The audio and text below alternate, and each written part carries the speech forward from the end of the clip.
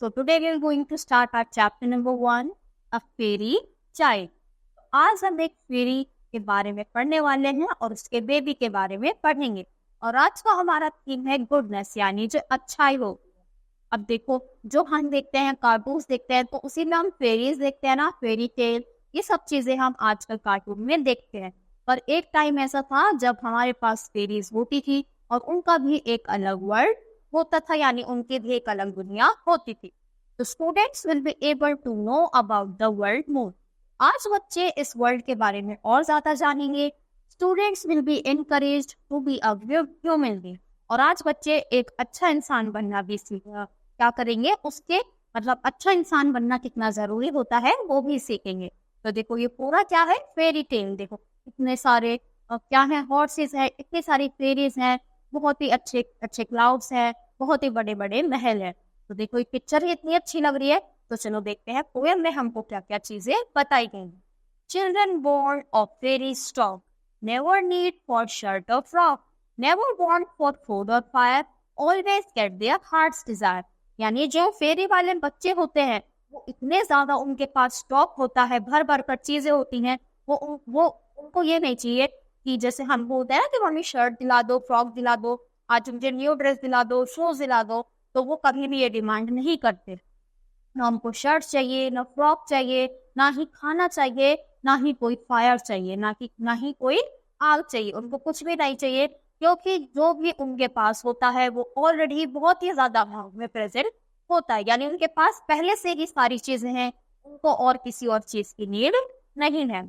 Jingle pockets full of gold, marry when they are 7 years old। देखो, jingle क्या होती है, यानी उसके पास जैसे डोरेमोन की पॉकेट होती है ना, तो ऐसे ही उनके पास जिंगल पॉकेट होती है। उसमें बहुत सारा क्या होता है, गोल्ड यानी सोने से भरा होता है। और जब वो 7 साल के हो जाते हैं, 7 years के हो जाते हैं, तो उनकी शादी हो जाती है। किसकी? जो फेरी चाइल्ड होता है, यानी उनका बच्चा होता है।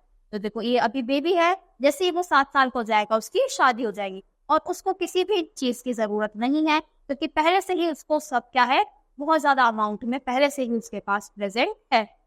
एवरी फेरी चाइल्ड में कीप 2 ponies and 10 sheep। तो हर एक फेरी क्या होती है, 2 ponies और 10 sheep इनके पास होती है। जैसे देखो, ये क्या है, 2 ponies और इसके पीछे ही क्या है, sheep है इनके पास। All have houses each his own. और सबका अपना अपना अलग अलग घर होता है। बिल्ट ऑफ ब्रिक और ग्रेनाइट स्टोन। जो किससे बना होता है, या तो ईट से यानी ब्रिक से बना होता है, या फिर जो ग्रेनाइट स्टोन है, ग्रेनाइट का पत्थर है, उससे बना होता है।